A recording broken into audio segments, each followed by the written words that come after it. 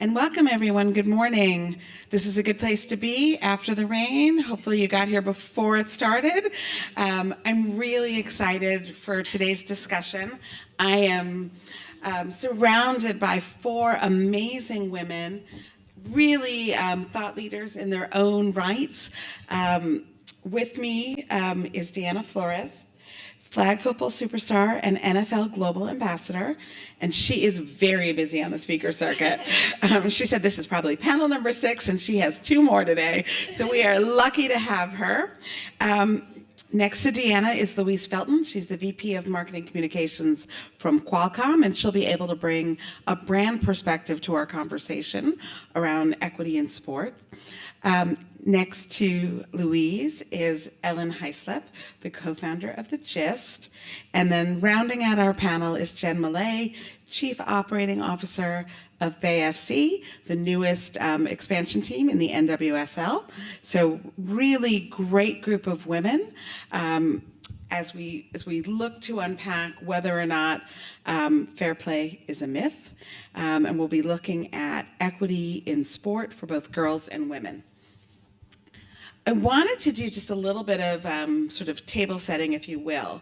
I think if you've spent the last 4 days here, you know women's sports are hot. It is all over the agenda at CAM, and it is funny to me, last year was really the first year that we saw sports have any sort of significant play at CAM. It wasn't something that was part of the conversation.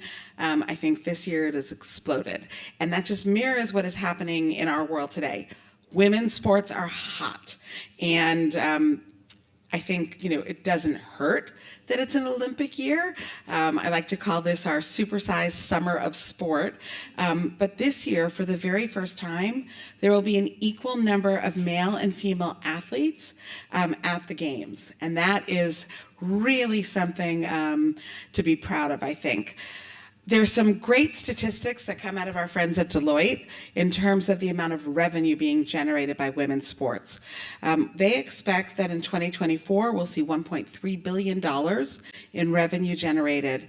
That's up almost 300% since 2021, so an explosive growth. In the same breath, when we look to follow the money, it's still only 14% of the M&As were women's sports only deals. So men got more than triple the total volume. So there is absolutely work still to be done.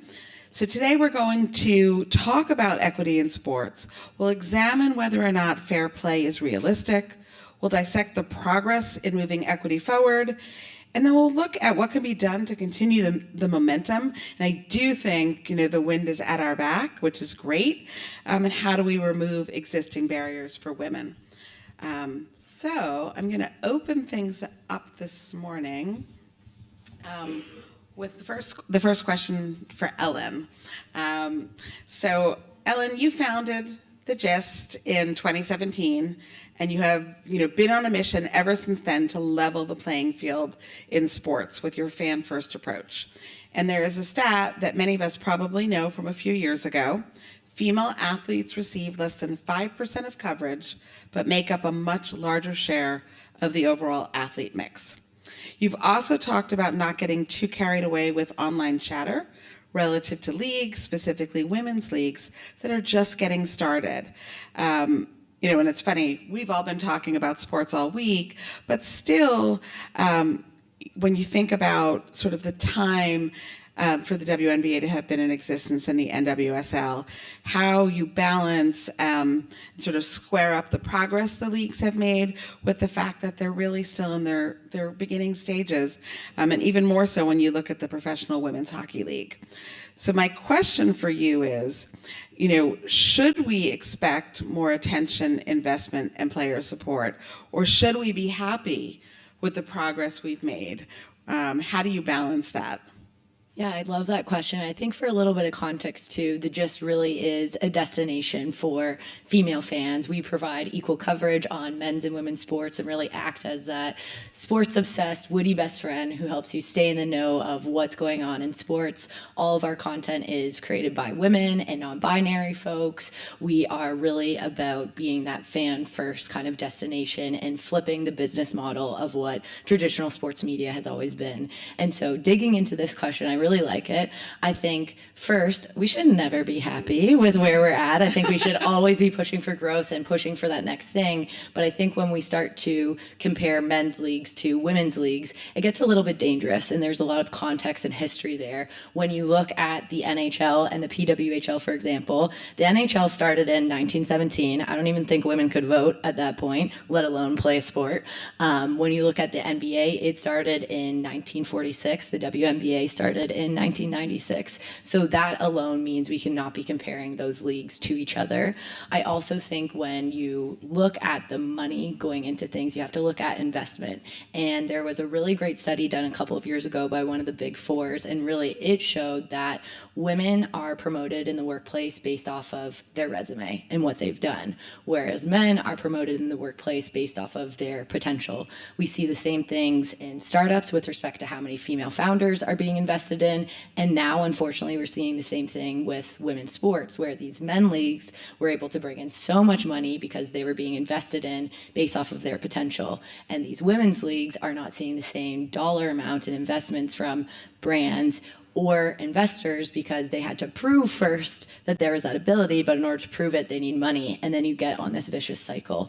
And so I think really only in the last 2 to 3 years have we start to see brands and investors actually see the opportunity that is the women's sports space.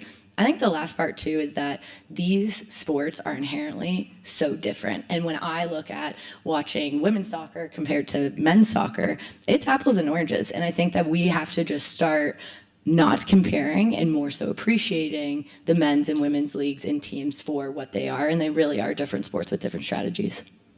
Yeah, I think that's true. Very true. And it was interesting. I was on another panel earlier this week, and we were talking about, we'll know we're at equity when we no longer have to put the descriptor women in front of sports, and we can just talk about sports. But I'm curious if anybody else has any builds on what Ellen was talking about in terms of progress and whether or not we should. I mean, I think we can be happy, maybe not satisfied, but curious if anybody else has anything to add there. Well, on my point of view as an athlete, I think that yes, it is amazing to see the progress we have done regarding the growth of the game and the exposure, and I think the change of consciousness that we are starting to have in society, which I think is the most important, because it is not only growing the game, it is kind of guiding the audience how to watch and how to appreciate women in sports, because we have been, as we heard before, like it is normal that the development of the leagues is not the same as men's leagues, because we have been like left in time for a long time, right?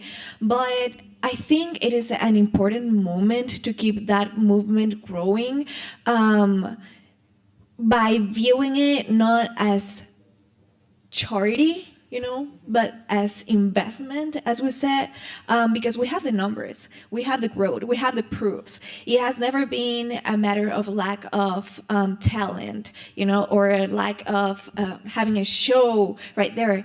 Is the lack of opportunities and exposure. Like, how are you expecting all these games to generate more revenue if you don't put the games, you don't put the athletes on the primetime show? Right?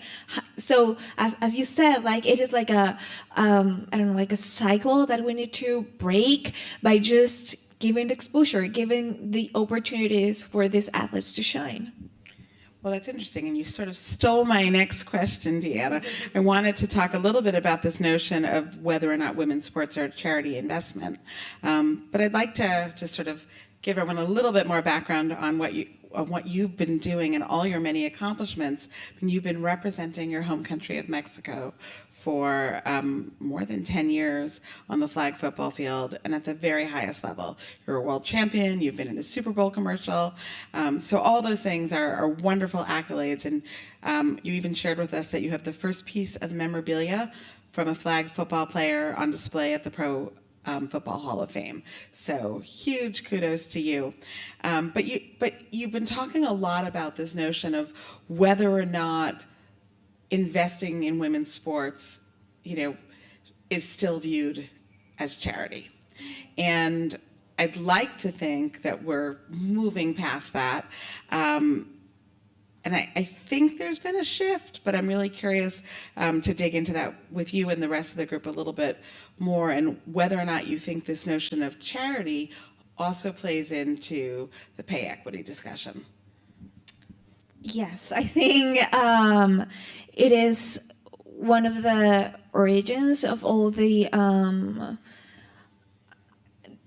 I don't want to say the problem, but yes.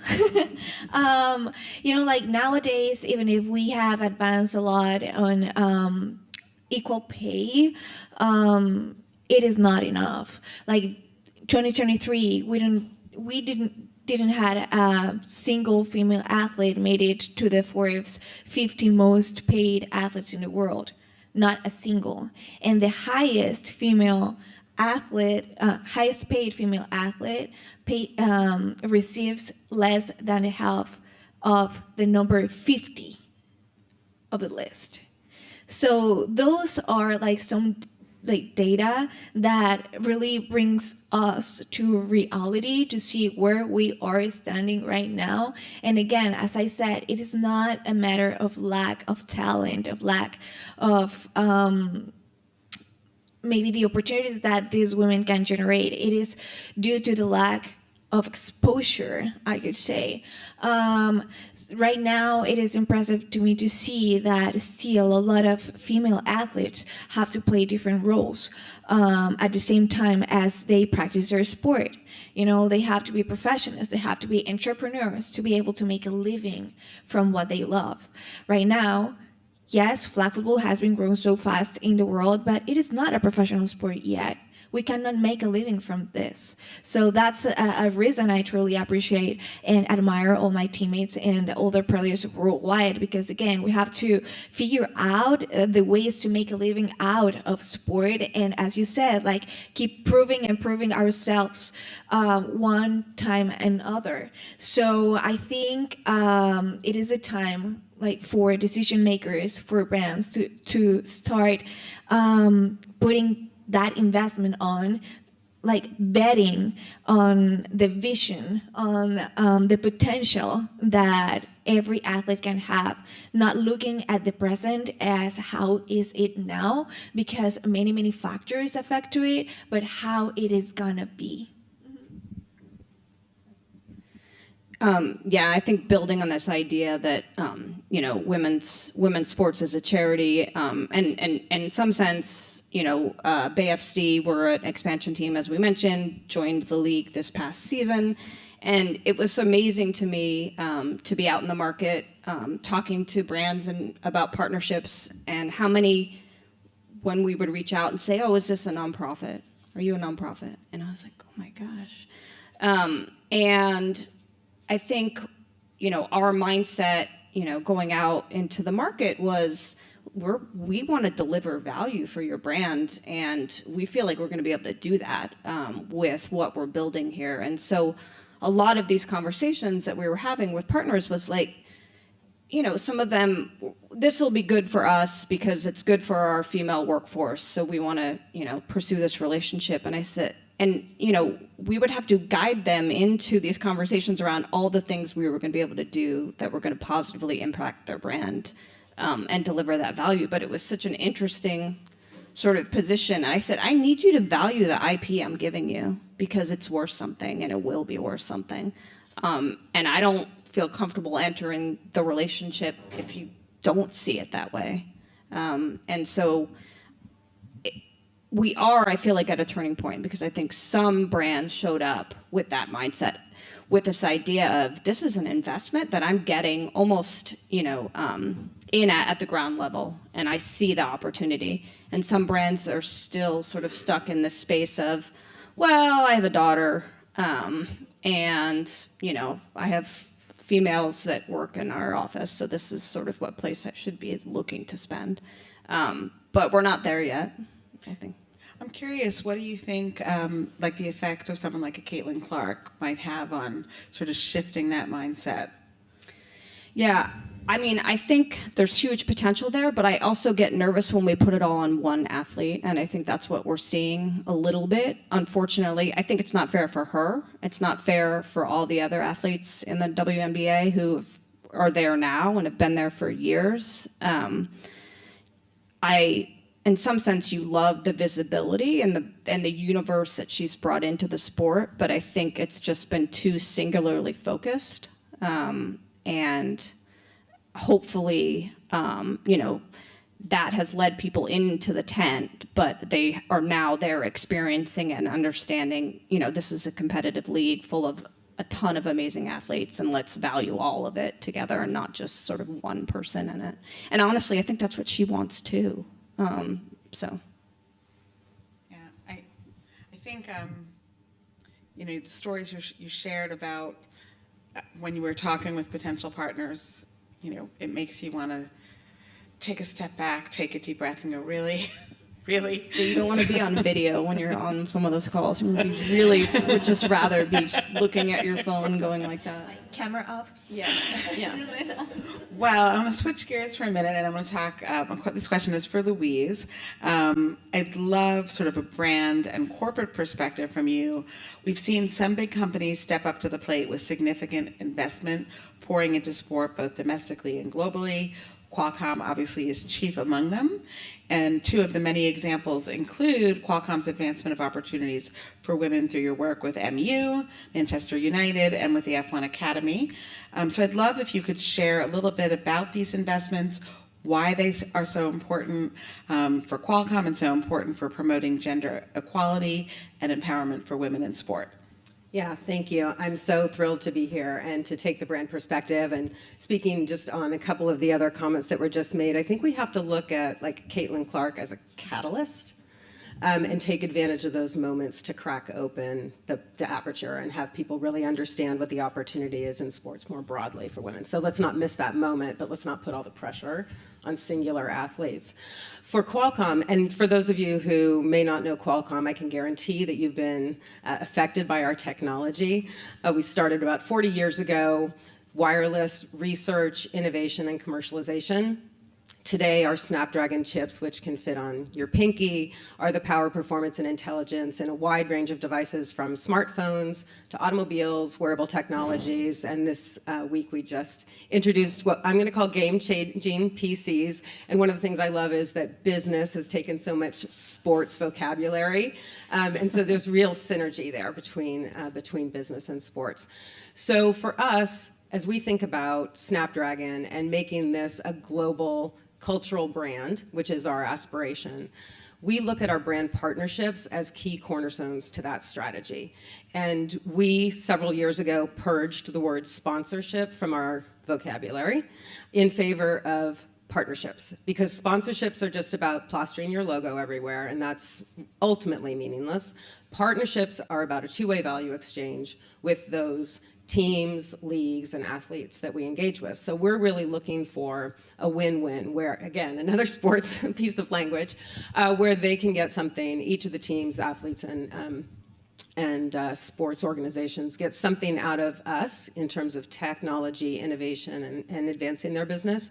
And we can use their audiences who are passionate about sports and showcase how technology increases the enjoyment of their experience, gets them deeper into the sport experience. So Manchester United is one of our highlight partnerships. We're really proud of this partnership because it spans their men's and women's teams. And this year we are going to be the 7th front of shirt partner for Manchester United. So we are really investing heavily in this partnership. It started a couple years ago with a little bit lesser investment, but a deep commitment to that team and technology innovation in the context of that team and capitalizing on the passion of their audience for the team. They have 1.1 billion fans globally, giving them ways to get closer to the team, closer to the experience, to have a greater, richer fan experience. So now going to front of shirt, again, we're doubling down on that opportunity to create that tight connection between Snapdragon and Manchester United. And that's across, of course, the men's and women's teams. And we use the women in Manchester United just as much as we tap into the men's team, and I would say even more so of late, where we're using the women as part of our content creation. So player appearances and getting fans opportunities to get closer to the team. The women's team is really critical because of those 1.1 billion fans globally, a high percentage of them are women. One of our other partnerships, if I can, is with the Mercedes F1 team. And this is also a partnership that's based on a value exchange of technology, using that to advance their insights to help performance.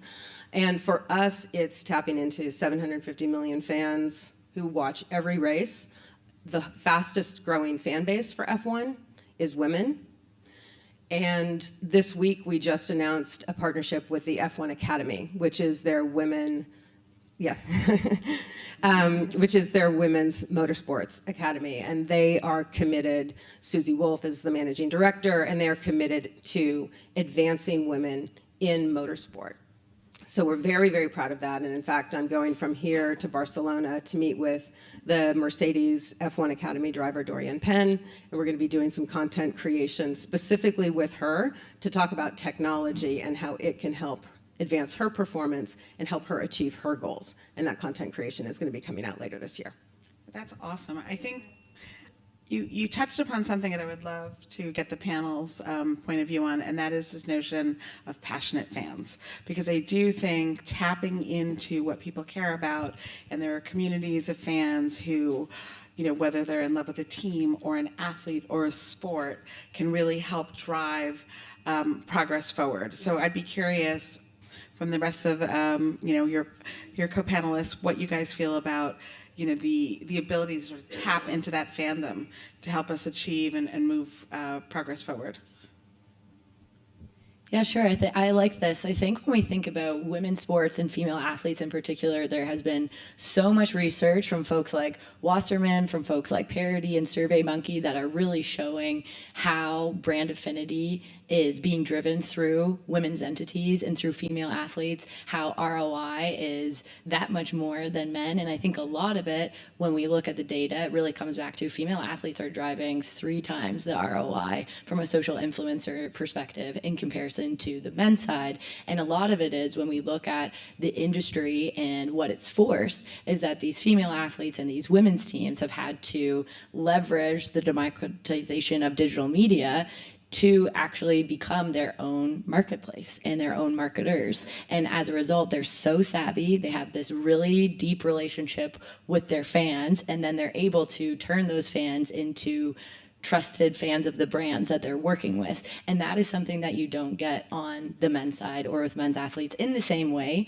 And I think that's why you're seeing so many brands start to think about female athletes and women's sports teams. I think the hard part is, though, we need to get the data into more brands' hands. And we need to show them that not just women are fans of women's sports, not just men are fans of men's sports. A sports fan is a sports fan. They're fans across all of them. But let's figure out a way to grow the pie together by thinking about the female fan and also by thinking about those female athletes and how to bring them into that marketing consideration set. That's great. Yeah, and I was just going to add to it, and it's a little bit of a build, but you know, as we got into the market and tried to understand who the consumer was, most of the analysis on women's sports, it's too new to look at it as like, well, this is the go forward, this is the demographic of people who follow women's sports. And I was like, no, we have to sort of do regression modeling of like, what's the future here? And I think we talk a lot about, you know, these younger generations growing up, like they don't look at gender the same way. They would never say men's sports and women's sports. It is just sports to them. And this is the future, you know, consumer of all sports products. And so I think dangerous for brands to sort of try and pigeonhole, oh, well, okay, if I'm going to reach this demographic, women's sports is the place to go, because it is moving so quickly. And I think the fans of NWSL in particular, just it's changing by the day in terms of, the audience growth that we're seeing. And so that's just, there is just such market demand. And I think we've seen that people, we've had great success coming out of the gate with attendance and engagement, and people are like, oh my gosh, what did you guys do? And I was like, nothing, we just put a team here where people wanted it, and they showed up to support it. So. I think I actually have a really specific question for you, Jen. I don't know if everyone here knows your background, but I'd be really interested to hear about what it was like coming from, the Golden State Warriors at the peak of their sort of championship run to your current role with BFC, and sort of some of the differences and experiences you've had shifting from the world of the NBA to a newer league, the NWSL, and a startup team. And I think that could be, particularly interesting for our audience to hear about. Yeah, I think one of the things you'll learn about working at a sports team is ownership is critical. And the mindset and having an alignment with an ownership group is critical. And I think, at the Golden State Warriors, we were very fortunate to have Joe Lacob and Peter Guber as an ownership group that was invested, obviously on the court, on the team, but also on the business side, and giving us the resources we needed to do our jobs, to succeed, and just this mind share around excellence and teamwork and collaboration. And when I met Alan Waxman, who's the CEO of Sixth Street, and he talked to me about what he wanted to build at BFC. It was very similar. So, Sixth Street is an organization, again, that looks at BFC, at the NWSL, from a pure investment portfolio. And I think one of the most sort of impactful things around that conversation was I've had a ton of dialogue with different teams and leagues in the women's sports side, and all the conversations led with a very sort of like mission driven, you should do this, it's for women, it's going to be so great. And Sixth Street led with, this is going to be a great business. And it was really important to sort of hear that and understand that this was an ownership group that was going to invest in this club, again, both on the business side and obviously on the sporting side. And that mindset shapes everything that we do, right? We're not entering into the league thinking that, we'll grow our evaluations, by increments every year. This is like, no, we are building a global brand in sports, and that is the vision, that Sixth Street has for us. And every person, that has showed up to work at BFC sort of shares that belief. And in some sense, that's very similar, right, to what we were doing at the Warriors. And so for me, there was, comfort and sort of clear alignment around what the plan is. I think from every other part of it, right, it's a startup, just like any other kind of startup where you're, I joke that my first day on the job, a computer showed up at my house, and it was like an escape room. It was like, just go, as employee number 2 is just like log in and start figuring out, how we do this. But I think that going back to the point though, it's like teams really succeed and are driven by, ownership groups that understand that investment is needed, resources is needed, and and in some sense you could argue, well, in men's sports, it's probably an easier proposition for an investment group to understand and take that on. But I think that in NWSL right now, there's more than half of these ownership groups are of that same mindset. Like, they are here to build these global brands and build this league up. So it's great. Yeah, I think we're starting to see a shift. I'm curious, particularly Ellen. I know you cover the industry, so I'd love your perspective on whether we're starting to see a shift in companies and brands looking at women's sports as a business opportunity and a smart one. So I'd love your take.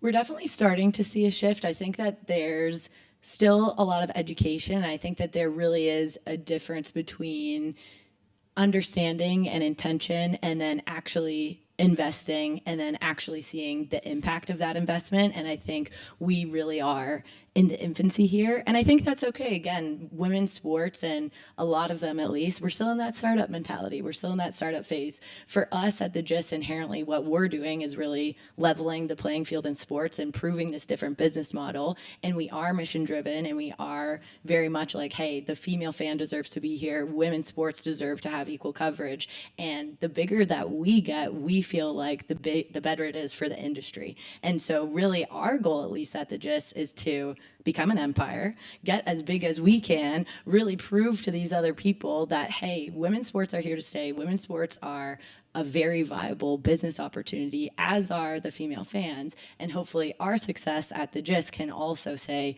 now go invest in the ecosystem at large and think about sports in a different way. And for us, we are now, after 5 years, a multi-million-dollar company that is earning revenue both off of our men's sports coverage and our women's sports coverage. We now have a sports business newsletter that is solely dedicated to the business side of women's sports, so that we can also be educating all of these brands about what's happening in the space, but also how they can learn from other brands, how they can engage, how they can navigate name, image, and likeness, how they can navigate signing on athletes, how they can learn about M&A in the space, what ownership groups they want to be a part of, what have you. But it's still really in that, like, okay, what's going on? What's the intention phase? Then it's the investment phase. And then it's about, okay, how do we get these brands to actually become partners and see the impact in that next phase, which I think will probably take, honestly, another 3 to 5 years. But it's moving at a really rapid pace.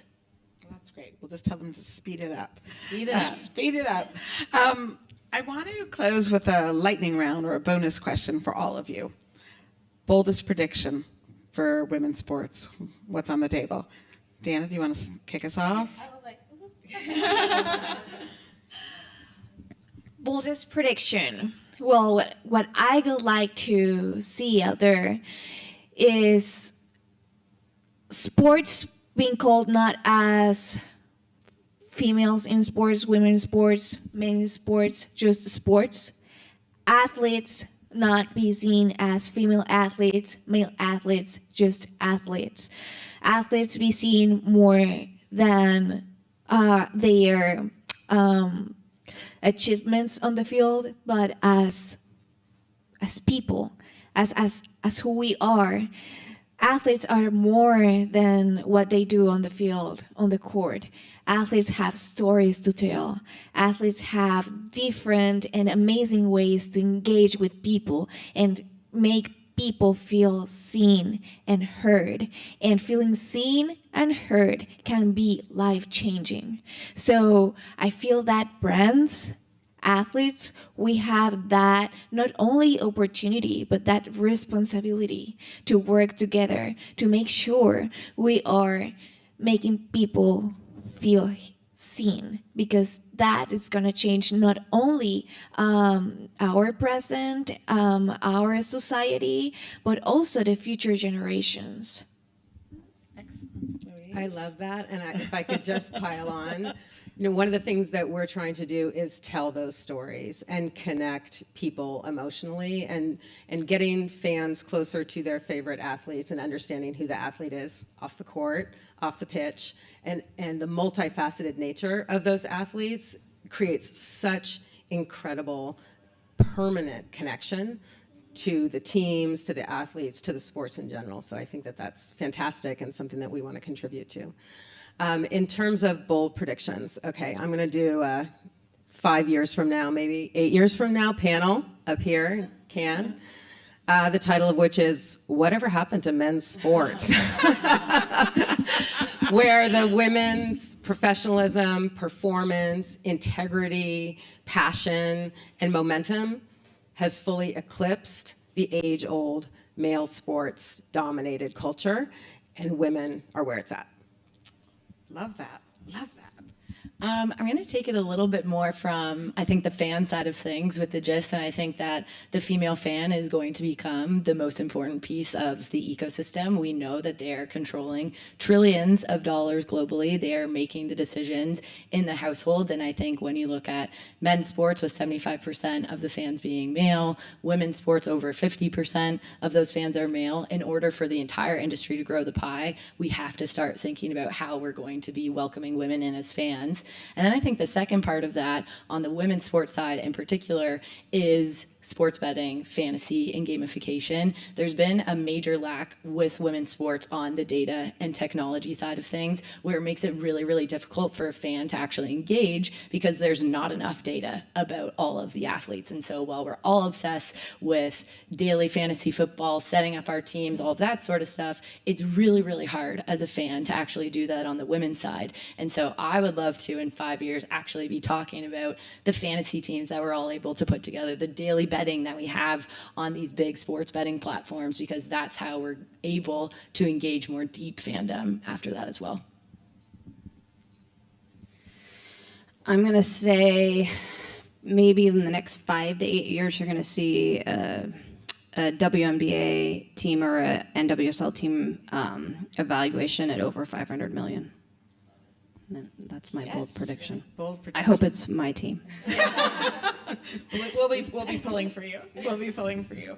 Well, ladies, I want to thank each and every one of you for making time to join us today. I think it was a great conversation.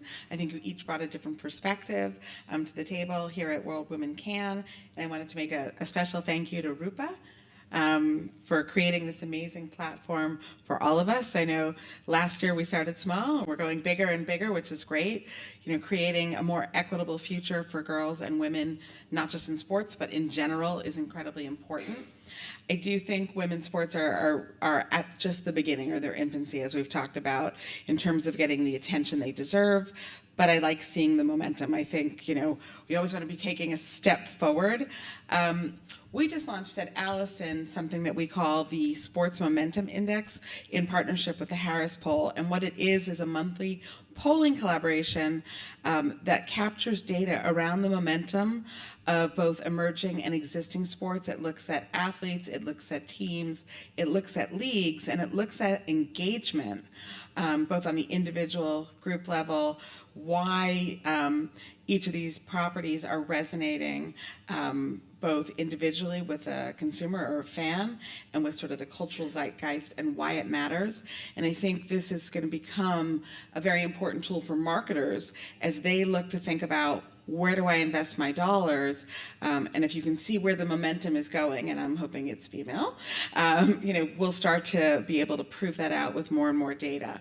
And I had a couple of stats because I know, Ellen, you sort of mentioned, you know, that there's quite a bit of fandom out there for women's sports. So in the most recent poll we did, 60% of Americans are excited about the growth of women's sports, and that includes 58% of men. Roughly half are familiar with female leagues and say they'd watch it more if it were available. So we got to get on the distribution piece. But brands are taking note. We have a responsibility to be good stewards. Qualcomm is certainly a bright light in that, but we want to make sure the momentum that we have is real, is genuine, is long-lasting, so that in 5 to 8 years we get the valuation that Jen is looking for. So I want to thank you all for joining us today, and I want to thank everyone who might be watching on the live stream for listening in. Thank you.